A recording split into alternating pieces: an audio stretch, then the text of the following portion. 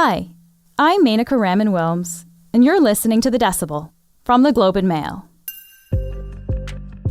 This week, hundreds of First Nations chiefs and members have gathered for the annual General Assembly of the AFN, the Assembly of First Nations. The AFN Assembly tackles a lot of issues, but this year, they were dealing with something else as well. RoseAnne Archibald is the National Chief of the AFN. She was elected last year and is the first woman to hold the position. But then, last month, she was suspended as National Chief. And her suspension was a prominent issue at this latest General Assembly. There will be a lot that will be discussed later, and I won't touch on any of those things right now, because this is about welcoming you and thanking you for being here. CBC News reported last month that 4 staff members had accused her of bullying and harassment. Archibald released a statement accusing the staff members of trying to get payouts. Then she was suspended, pending an investigation. This isn't the first time RoseAnne Archibald has been accused of bullying and harassment, but she says this whole thing is a smear campaign.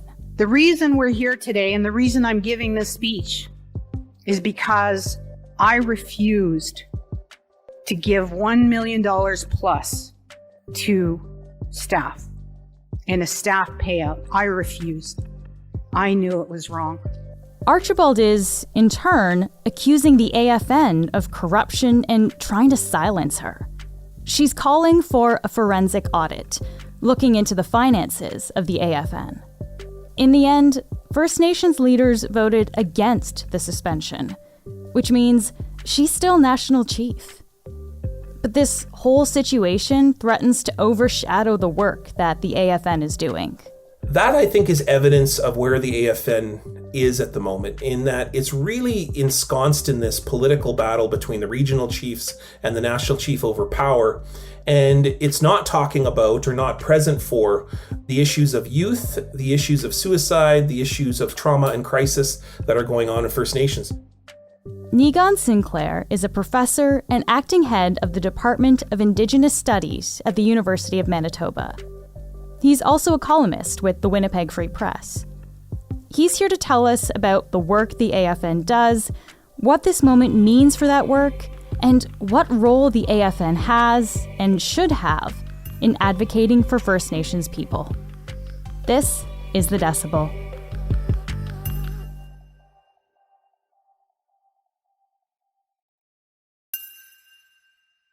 Niigaan, thank you so much for joining me today. Yeah, Miigwech, thanks for having me. Watching these meetings this week and watching everything that's been happening, what's been going through your mind? This is the biggest crisis that the organization has faced in the entirety of its 40-year and, frankly, around 60-year existence. It was previously the National Indian Brotherhood, which was a corporation established back in the 1970s, for the most part to resist the Pierre Trudeau's white paper, which was seeking to end treaties, erase Indigenous treaty rights from the map, and then encapsulate Indigenous peoples into the provinces. Now, back then, Indigenous peoples were rather unified in the resistance to the federal government policy, which was a radical change back then, still would be a radical change today. And in the 1980s, the AFN was successful in achieving constitutional inclusion of Indigenous and treaty rights in the Constitution, Section 35. So it was very successful in terms of resisting policy. But for the past few decades, it's really been in an ongoing fight to sort of figure out what is its identity, what does it look like to unify. And what you saw this past 24 hours, has just been a colossal civil war within the AFN around really what is the work that's necessary to do. And then, of course, the issues around corruption and allegations the National Chief has brought to light involving the reign of the previous National Chief, Perry Bellegarde. Okay, so there seems to be kind of, as you say, kind of like a civil war, some infighting that's going on here. And I do want to kind of dive into that a little bit, but maybe just before we do, I just want to take a step back. Can you help us understand what the AFN actually does, Niigaan? Like, what does it do? Yeah, well, the AFN is a lobby group. They are a spokesperson group on behalf of 630. I always say 630 plus because, every few years, a few First Nations will drop out, a few will join back, and et cetera. And so the AFN is kind of an optional choice organization for many First Nations in which they want to seek a national chief, a spokesperson, or a body like the Assembly of First Nations to advocate on their behalf. And it isn't unlike many other regional chiefs organizations. In Manitoba, for example, we have 3 of them. We have one for the Southern Chiefs, for the Northern Chiefs, and then we have a large provincial body called the Assembly of Manitoba Chiefs. And so this is like a chiefs organization to advocate for particular issues. So it's really valuable on certain issues, like, for instance, child welfare, negotiating the recent settlement for the Canadian Human Rights Tribunal on the discrimination of First Nations children on reserves. The reason that we had the TRC, for example, was because of the AFN, because of Phil Fontaine and the AFN, who advocated and carried forward the views of survivors and was able to advocate in court for that, as well as in the court settlement called the Residential School Settlement Agreement. So the AFN is very useful, but it's mostly useful in terms of a body representing First Nations interest in relation to the government. So that tells you that when it comes to small scale issues like pipelines, for example, the AFN is not useful because that is involving treaty rights and Indigenous rights, which is held by individual First Nations. The AFN cannot speak on behalf of First Nations in terms of rights, but can do so in such a way to organize or advocate for certain settlement agreements or program delivery. Offering certain things like education programs or language programs or cultural programs or helping on issues involving murder missing Indigenous women and girls, for example. So the AFN is useful for delivering programs and advocating for issues politically with the Government of Canada, but is not useful for talking about rights and individual First Nations interests. And so there's always a tension there of what does the AFN really do? And recently, what's happened is that the AFN gets a great deal of money from the Liberal Trudeau government, the current government, because Perry Bellegarde, who is a fairly well-known Liberal, was able to advocate for exponential radical increase of program funding for the AFN, which then resulted in millions of dollars. I just want to say Perry Bellegarde was, of course, the former national chief of the AFN there. Yeah. So he was the former national chief. And with this radical increase in programming funding, there became an issue in the AFN of a great deal of individuals who became involved with the AFN who were making a lot of money. And that's what RoseAnne Archibald, the new national chief, just voted in about a year ago, began to unveil light to or shed light to say that these programming dollars and also administrative dollars were going missing or not being accounted for. And so that's what brought forth the notion that she brought up publicly at a meeting with the Federation in Ontario with chiefs, saying there were 4 employees that wanted $1 million payout. She refused to do that. She was then suspended by the Executive Council, the regional chiefs, because she shared that publicly. It was supposed to be claimed to be a human resource issue. Okay, so this is kind of part of the dispute that's happening there. I just want to kind of go back to this relationship with the federal government for a sec here, because you said, a big part of the AFN's operations really have to do with the federal government. Typically, what sort of relationship does the organization have with the federal government? It's always a tension. There's always a tension for the national chief. You're either too close to the federal government. That's accusations often made against Phil Fontaine, for example, back in the day with Jean Chrétien, and same thing with Perry Bellegarde. You're either too close or you're too far.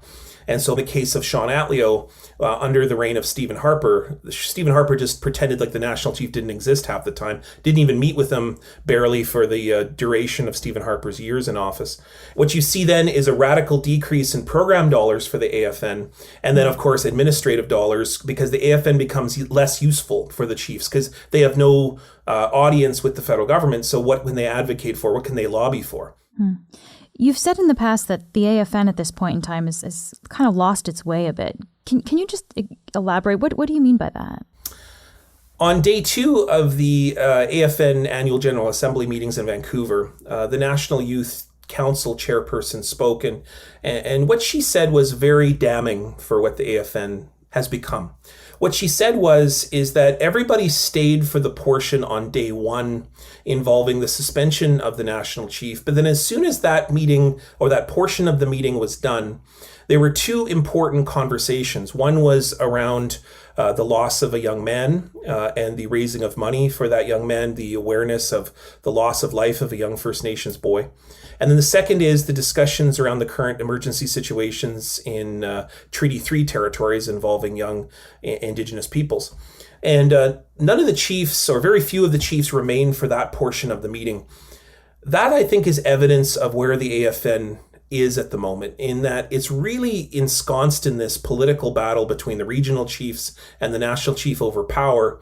And it's not talking about or not present for the issues of youth, the issues of suicide, the issues of trauma and crisis that are going on in First Nations.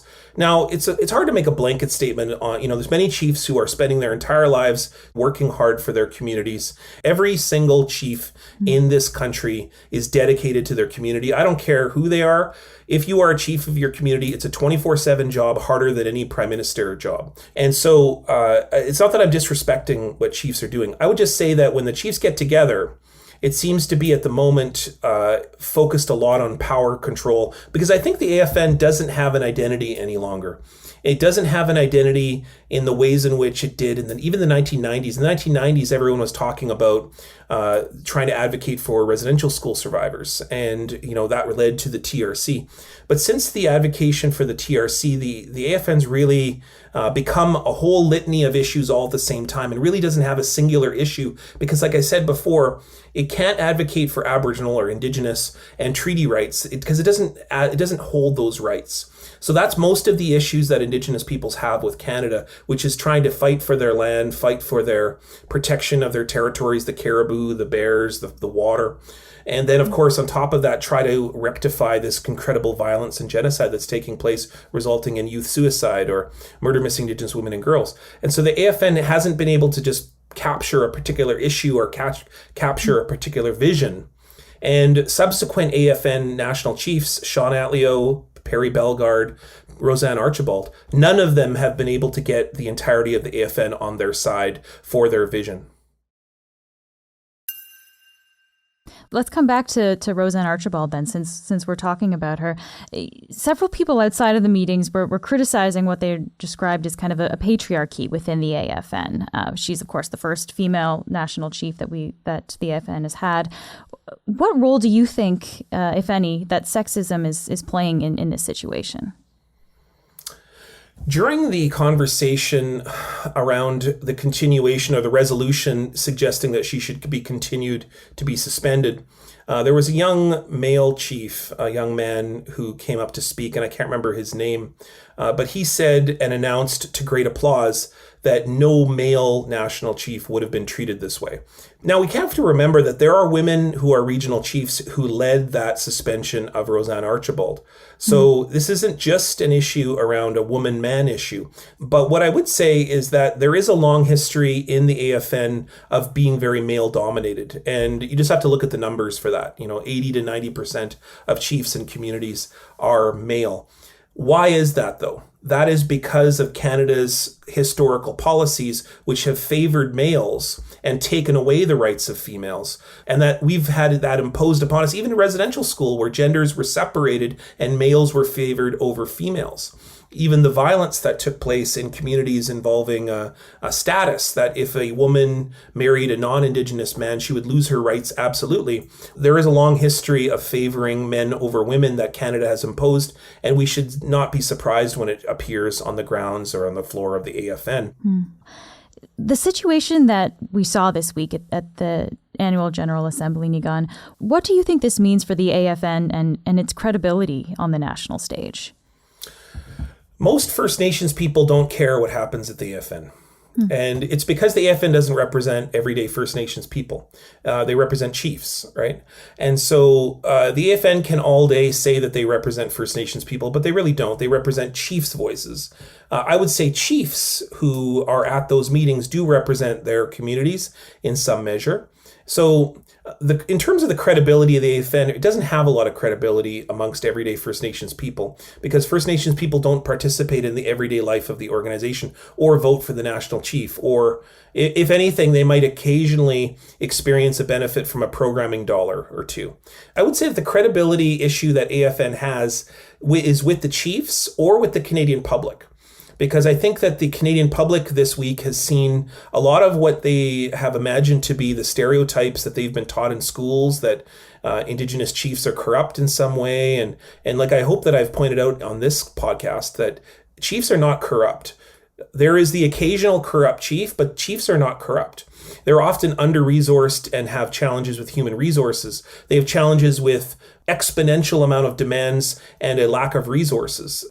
And at the same time, I think the chiefs in the organization, evidenced by the fact that they stayed for the fight, but they didn't stay for the issues in the agenda of dealing with youth suicide and crisis and trauma, shows you that I think the chiefs have lost credibility in seeing the AFN as a venue in which they can deal with the issues affecting their communities. Yeah. Some of the chiefs at the AFN spoke out on Tuesday, saying that they didn't want the situation with RoseAnne Archibald to overshadow the work that they're doing. So why should people in Canada, I guess, pay attention to the AFN beyond this current situation? Look at the work that's happening beyond this. Part of this is a media problem. And what I mean by that is, with due respect to yourself and the Globe, and, I work for a newspaper, the Winnipeg Free Press, and I also work for CBC. All of those agencies, frankly, don't care about First Nations issues until it's a crisis. The only media agency that cares about, for instance, what Indigenous peoples are actually doing, as opposed to reacting to a water crisis or reacting to a pipeline, is APTN. And what we saw this week is the critical importance of APTN, because what APTN has been doing for weeks leading to this has been giving context to what the battle has included, but then most importantly, reporting on the agenda, reporting on what actually the AFN is supposed to be doing. We should all be paying attention a little bit more and working like how APTN is working in the national media agencies. Those are important points, and fair criticism too of traditional media for sure. That's something that we should definitely be thinking more about. But before I let you go, Niigaan, I guess I want to ask if the AFN does have a credibility issue, as you say, if it's not working as it should be, frankly, what's the alternative? What sort of representation should there be? So National Chief Archibald, just before the vote on whether to continue her suspension or not, said some pretty important words, and it got me thinking a lot. I want to tell you that Buckminster Fuller said, "You never change things by fighting the existing reality. To change something, build a new model that makes the existing model obsolete." That's our path forward. We need a new model. And that's really what the AFN is facing. Can it come up with a new model of governance that doesn't just involve what is a very distant and disjunctive system of power, and so bipolar in the ways that it tries to operate, because it's not operating with a similar vision. We don't need all First Nations to come to a singular vision, and maybe that's the point. It seems to me that most of First Nations interests at the moment are regional interests. They involve resources, they involve boil water advisories, they involve the way certain provinces are incredibly violent with First Nations. And so maybe the point is that the AFN has outlived its usefulness, because there really is no reason at the moment to have a singular Indigenous First Nations vision in Canada. Yeah, that's a very interesting point, actually. Niigaan, thank you so much for taking the time to speak with me today. Yeah, miigwech, thanks so much for having me. That's it for today. I'm Menaka Raman-Wilms. Our summer producer is Zara Kozema. Our producers are Madeline White, Cheryl Sutherland, and Rachel Levy-McLaughlin. David Crosby edits the show. Kasia Mihailovich is our senior producer, and Angela Pacenza is our executive editor. Thanks so much for listening, and I'll talk to you tomorrow.